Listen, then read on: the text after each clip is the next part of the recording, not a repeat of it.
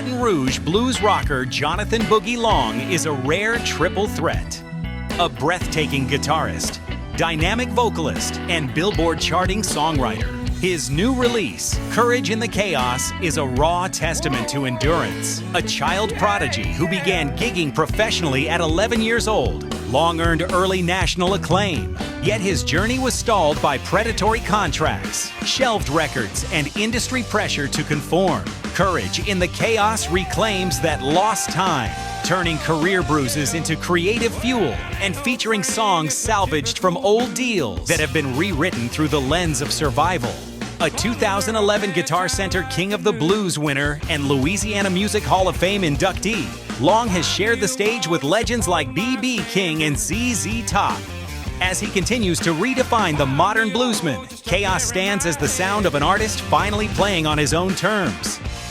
Please welcome Jonathon Boogie Long to Face the Music with Joby Rogers. This is Jonathon Boogie Long, and it's time to face the music with Joby Rogers. All right, so let's begin. Your transition from prodigy to preacher. You started at 6 years old, playing, I believe it was Amazing Grace in prisons and nursing homes. Yeah, my grandfather, yes. So environments like that are inherently chaotic and heavy. Yeah, And oh yeah. now that you're releasing Courage in the Chaos, an album with courage in the title, obviously, how much of your current resilience comes from those early days watching music shift the energy of a room full of people who've lost their freedom and sometimes their health? All of it. You know, the spiritual moments that I saw during those times in my life have inspired every aspect of my life in some way, shape, or fashion. You know? Um, I mean, uh, right now we need courage more than anything. It's chaotic. So I mean that's kind of where the title comes from. It's like I try to write inspirational music, and I just want to inspire people. You've spoken about the industry's tendency to pigeonhole artists, including yourself, as a blues shredder. Yet your recent work, like Courage, leans heavily into Black gospel, I think, and a little bit of fusion and Americana. How have you navigated the pressure from labels or promoters who wanted you to stay in the traditional blues versus your own need to branch out in different directions? I feel like I've battled the blues circuit since I've started. You know what I mean? Yeah. Like I've been playing this music for a living since I was a teenager. I've never even been called about to be considered. I don't even think Joe Whitmer knows who I am. You know what I'm saying? As far as the Blues Foundation, I never really got a lot of help from the blues circuit, man. Like it's where my influence and my inspiration comes from because I grew up in that in Louisiana. I grew up around the Neal family, Kenny Neal, Little Ray Neal, Larry Garner, James Chicken Scratch Johnson, all these Louisiana legends, and I saw their blues and I felt their blues and I been on stage with their blues and that's where I got a lot of my seasoning from and just that and playing with Big Luther Kent and his 12-piece big band. I'm just saying more so than like the industry. I feel like it's been like a constant battle to try to get noticed as an artist in the industry and we've been kind of like making our own waves because right now I have a lot of people that are behind me. It's tough. It's a tough industry.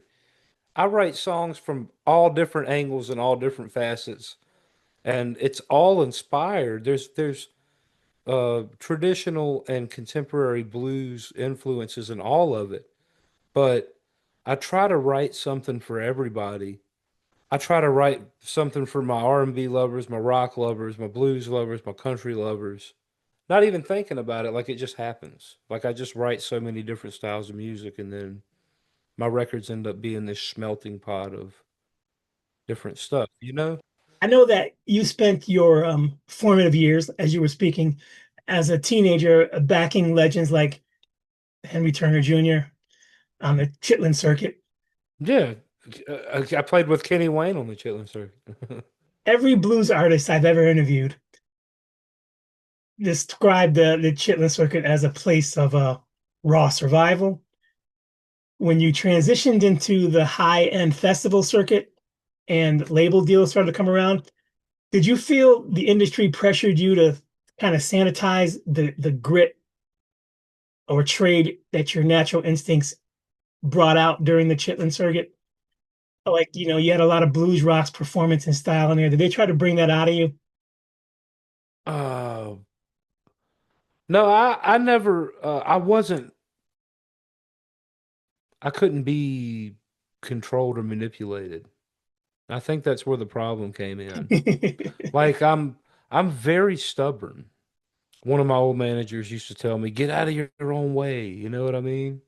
And it's tough to do that, especially being OCD and like just like dealing with certain stuff. Like I have generalized anxiety disorder. It's hereditary, you know?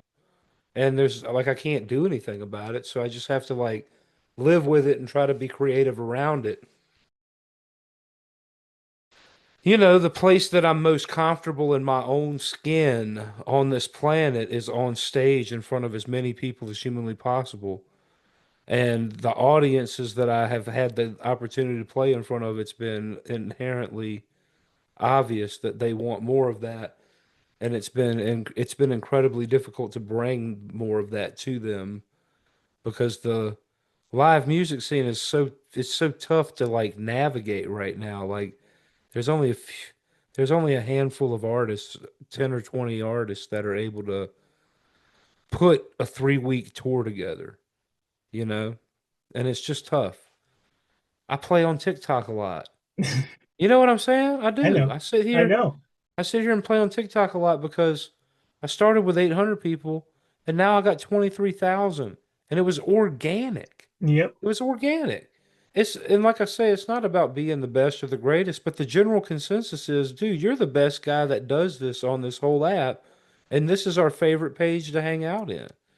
And I'll have 100 or 200 people hanging out there with their kids and with their families and putting me on the Sonos and all that kind of stuff, just watching me improv solo to like random stuff. I think what's going to happen, and I'm not a dude, like I say, I dropped out of school when I was 14, so I'm definitely not a genius. But I think what's going to happen is that AI has been saturating everything to the point that there's going to be a grand resurgence of just your phone in front of your face at recording and singing, and just like the rawness and organic of that. Because people are going to say, well, if I can't reach out and touch it, then I don't even know if it's real anymore. You know what I'm saying? And like right now, about a month ago, the number one country song in the world was an AI song, and people were putting their own face to it, lip syncing to it, and they were getting hundreds of thousands of comments of people that were thinking they were the artists that did it, and they don't know any better. And there's gonna be a that like at some point there has to be like this like okay like if it ain't like this and the person ain't singing to me just like this, I don't even believe it's real. Holding up today's newspaper. Yeah, exactly. That's what I'm saying. It's like I want to talk a little bit about nature versus nurture. So you were raised in a gospel singing family in Baton Rouge. yeah. Baton Rouge sits at a unique crossroads of the Delta blues, New Orleans funk, and rural gospel. So, having been raised in the thick of that environment, how do you consciously balance the discipline and structure of gospel arrangements with the improvisational freedom required to be a blues frontman? I write a lot of songs with gospel arrangements. I'm always very like out front and wacky, and I space out and I just kind of do my thing, you know? You have the balance between the discipline of gospel music Yeah, which is what I listen to the most. Improvisational freedom required to be a blues frontman. So how do you navigate that? My answer to that would be is that I breathe guitar. You know, I don't know how to explain it other than that. Like I'm one with the instrument. You know, I'm not the best in the world. I'm one with the instrument in the capacity of what I can do, if that makes sense, or in the capacity of what I've grown into. You know what I'm saying? I know exactly what you mean. I just let it happen.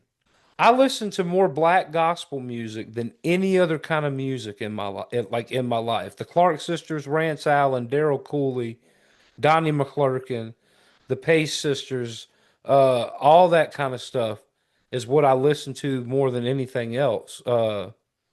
And I approached guitar from more of a singer's standpoint, from more of a vocal standpoint.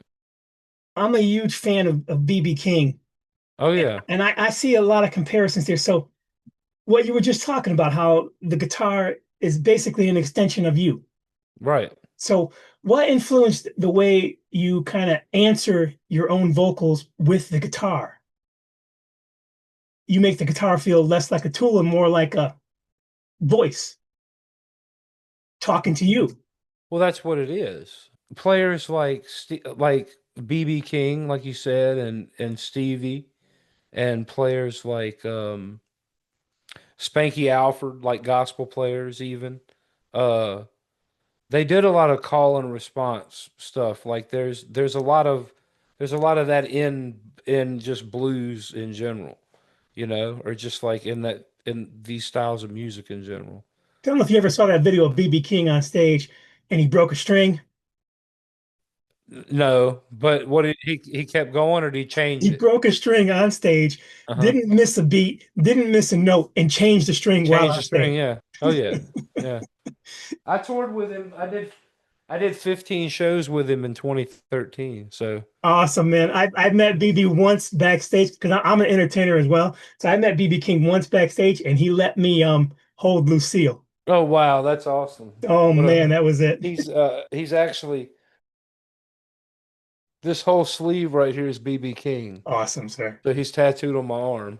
So he'll always be with me. Blues is often born from hardship, but sustained through resilience, as a lot of blues artists have. So, looking back at your journey from a young prodigy to a seasoned artist, how has your definition of courage changed?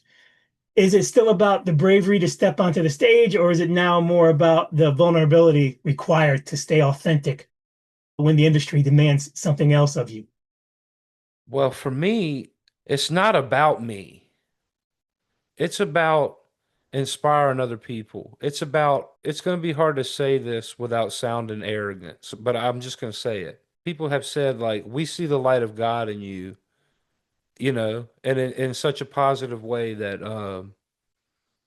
like, I've had people tell me, like, you know, you've helped me detox off of hard stuff. You've helped me, like, decide that I want to keep living. You've helped me, like seeing you on here playing music every day has given me inspiration to, like, pick up my instrument again and keep going. And that's what it's about, man. It's not about, like, how much money I can make or, like, keeping up with it's about writing a song, um, that Inspires people. inspires people and people can connect with and that makes them think of, you know, about something in a different perspective, you know. Yep. Your track, A Fool Can See, to me, it marked a shift toward a more raw, kind of stripped back philosophy. So you mentioned that the song was built around the idea of how things only look shiny from a distance. And in an industry that often demands flash and swagger, especially from guitar virtuosos like yourself, how did you challenge yourself to use economy and space in this song to mirror that realization that the shiny stuff isn't always what matters? Man, I just told a guy because I had an interview right before this. That song came about like really quick. It was like we need another blues rock song. And I was like, all right. And I got to thinking about different just sayings or just like different plays on words or things that I could come up with. And I just came up with like fool's gold. A fool can see that it ain't real gold. Uh, and it just wrote itself. Like I literally wrote the song in 15 minutes and demoed it and sent it in to the producer, and he was like, "Yeah, man, that's cool. Let's rock and roll," and came up with the riff, and then that was it. I call those songs divine intervention. Yeah, well, divine intervention. Some people call them filler songs. You know what I mean? Like as yeah, but that's really how it came about. I did a thing the other day, and they were they were like questioning me about all these songs, and I told the guy, I was just like, sometimes a song doesn't have this deep divine meaning. Sometimes you just write the song just because you need a song like that. And sometimes those songs end up being the songs that people like, you know? Sometimes the deep song that you spend your whole life trying to write and all that, people don't understand anyway. It's too deep, The one that you came up with is like. But it was also like the other thing about it is that's why I said there it ain't no train, it's a typical blues. We don't need another My Baby's Broke Down and we don't need another one of those songs. Everybody knows My Woman Left Me on a Train early one morning and the dog ain't coming home. They already know that. You know what, man? Speaking of that, like we just talked about BB, so you shared the stage with gods like BB King and Buddy Guy.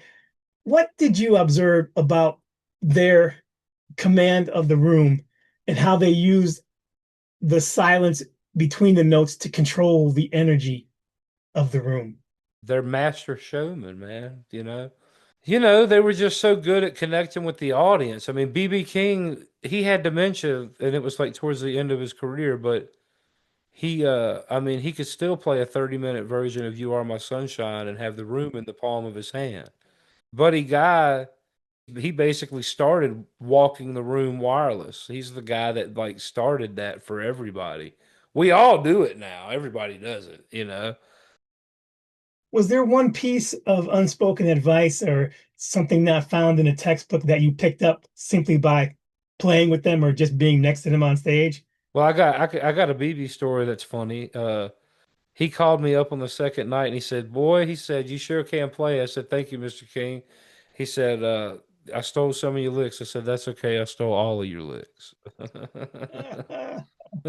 You know, I mean, the thing is like my band opened for his band, right? I pulled a U-Haul trailer from Baton Rouge to Sault Ste. Marie, Michigan, like 30 something hours, right? And we get there, set up for the gig, play the first gig. Second gig, they come up to us and say, "Hey man, y'all were great last night." They said, "You don't have to use your equipment. You can use ours to keep the stage from being too cramped." But I had to use my own amp, but the drummer used the drums, bass player used bass. So now we're pulling a U-Haul trailer we don't even need anymore. And we're on tour. We're on tour for 2.5 weeks, 15 shows.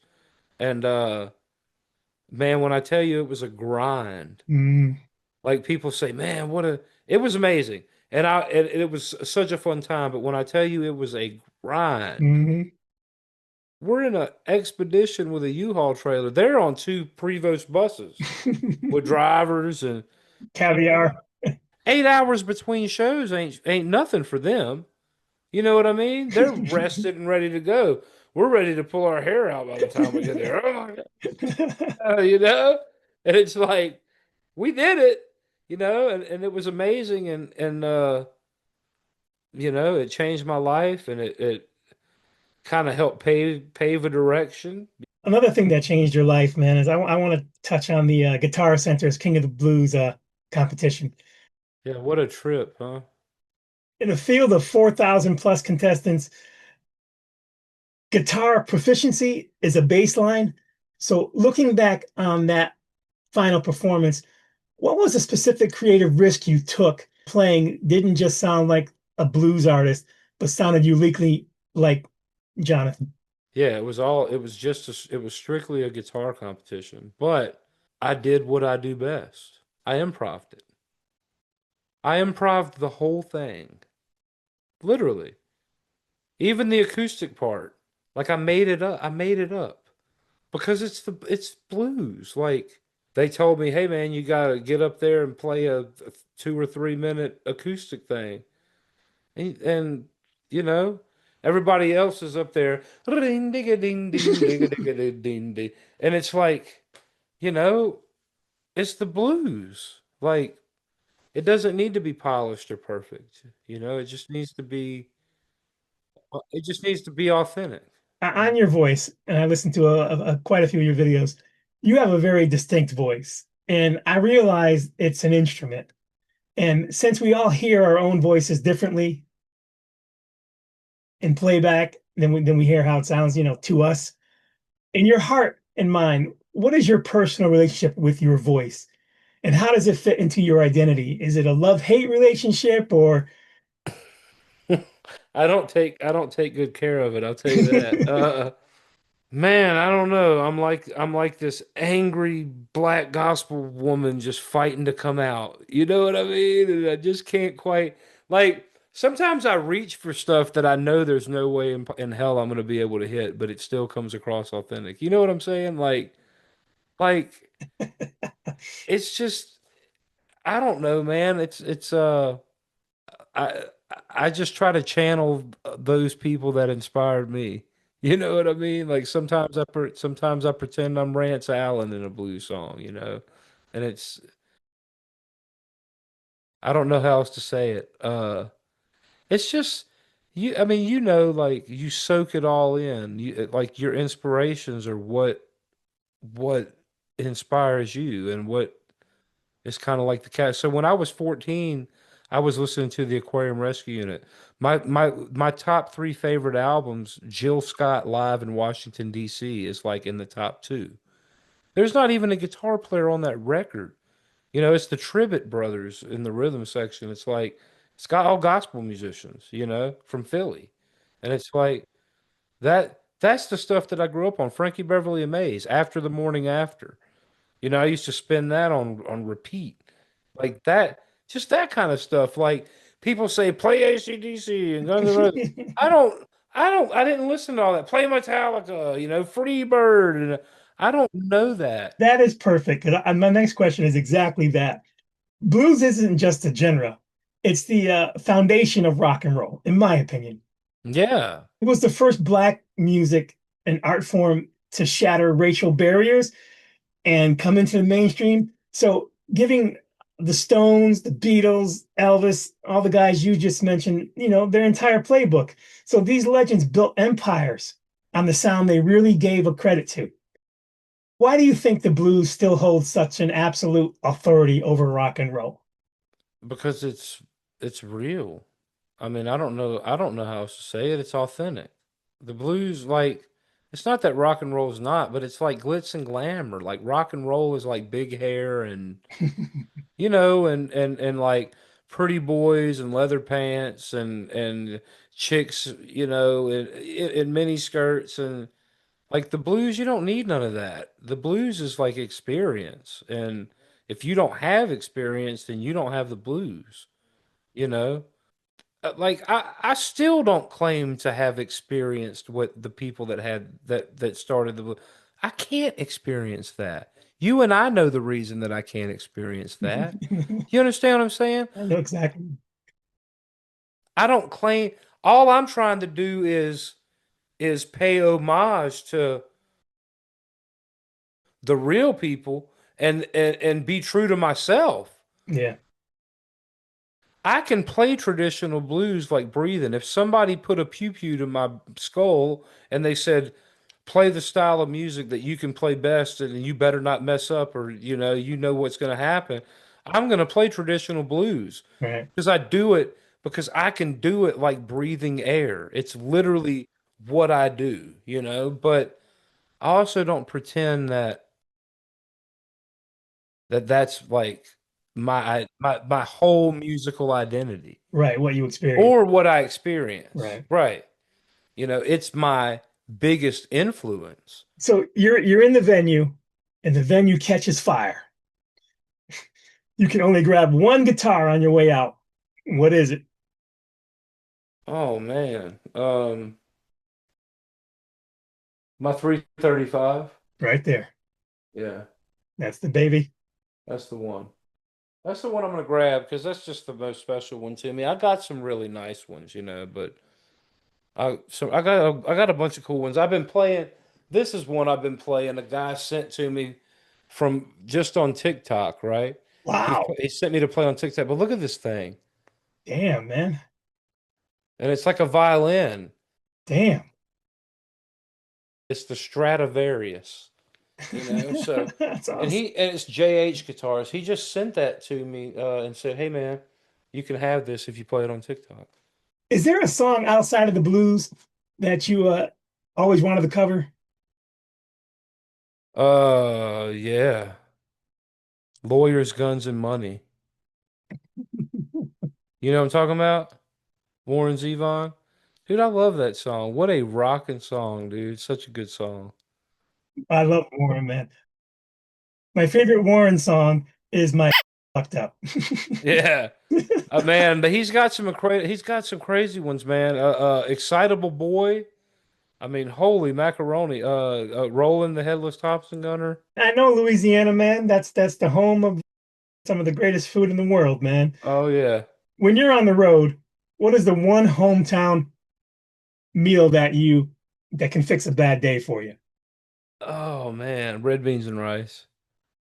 And I mean, it's like, the thing is, it's like you don't like even if you just go buy a can of Roadrunner beans and some Kaneka sausage and you just doctor it up with put your bay leaves and season it up.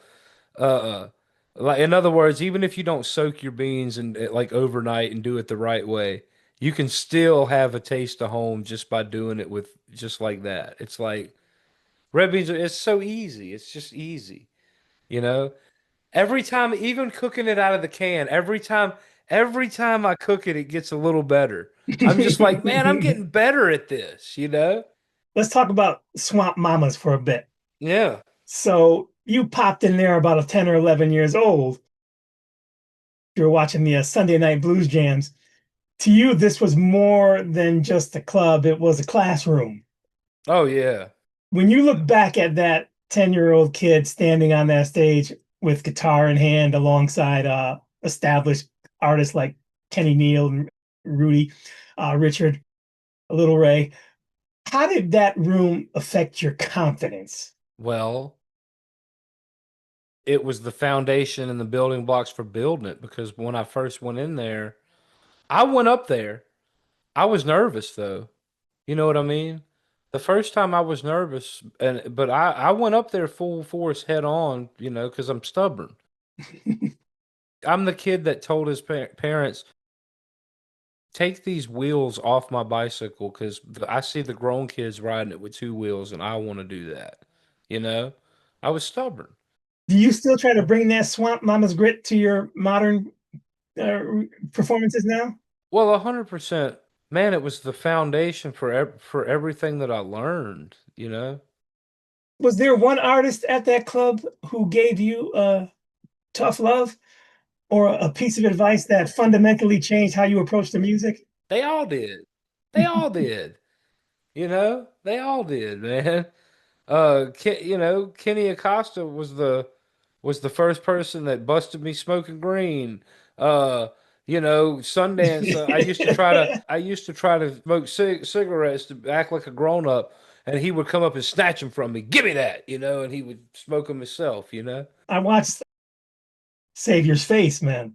Yeah, The video makes a very deliberate visual statement by casting both a Middle Eastern man and a Creole actor as Jesus, yes, essentially grounding the image of Jesus in your own like Louisiana heritage. that's what the song is. The song is about. You mentioned that your goal was to show that many people wouldn't even recognize real Jesus if he showed up and walked into a church today. That's right. What has been the most surprising or moving reaction you received from viewers, particularly those from the local community who may have saw their own likeness reflected in the figures you chose to portray Jesus rather than a blonde-haired, blue-eyed guy? Yeah, well, Jesus wasn't a long-haired, hippie, bearded Jesus. I mean, I don't think he would have been. I don't think he would have been. I don't mean any disrespect to No, anybody I by get it. that. I don't think he would have been. Yeah, I mean, that's what the song is about. They wouldn't even recognize him if he walked into the church. I will say that my mom hates that video. She hates the music video, and she wishes I'd have never recorded that. She says, because she's very spiritual, and she says, "What a beautiful song for such a blasphemous video," you know. But it still portrayed like it portrayed the idea of it, you know. Portrayed we got the idea across, you know. But it was really my manager. We were riding in the car one day, and he was like, you know, he kind of made that statement. He was like, you know, they wouldn't recognize Jesus if he walked into the church right now because he don't look like what they got on the walls in their house, you know. They probably asked for papers. That's right, you know. And it's sad, you know, it's sick, but you know, I It is mean, what it is what now, it man. is what it is. I mean, what can you know, what can you do? We're but a blip in the aspect of time, man, you know. So, If you want to read a great blues book, man, you know Chris Thomas King? oh, very well, yeah. He put a book out maybe a year ago. I have it. Me too. Yeah. Man, oh man, oh man. What I Yeah, I did not have it. know. Yeah. I have it. I actually, to be, if I'm being 100%, I'm not even gonna cop. I haven't read it, but I have Read it. it. I'm not even gonna Read lie. it. He's like, take time and actually read it. Yeah. No, I'm not even gonna lie. I have not read it. I got it. I played a thing at the library a couple years ago, and they gave it to me. They gave me a copy of it in the bag. I've been awake. I passed out early yesterday, and I woke up about midnight, and I haven't been back to sleep since. Did So you watch the I've game? been awake for a while. No, I could care less about football. I could care less. You Well, I'm know. in New England, so I had to Oh watch. well, you had to watch the game. Yeah, well, that's terrible, man. I can't believe the Seahawks won. Yeah, But it didn't go well. whatever. You know. All right, man. Thank you so much, John. It's so much appreciated, man. My pleasure. I appreciate you. We're trying to put more on the calendar as we speak. So hopefully be soon. The more we ramp stuff up, you know, the more it'll happen. So All right, man. Much thanks. appreciated, John. Much Thanks a lot. appreciated. Thank you, Safe brother. travel, sir. You too. Thank you. You're welcome.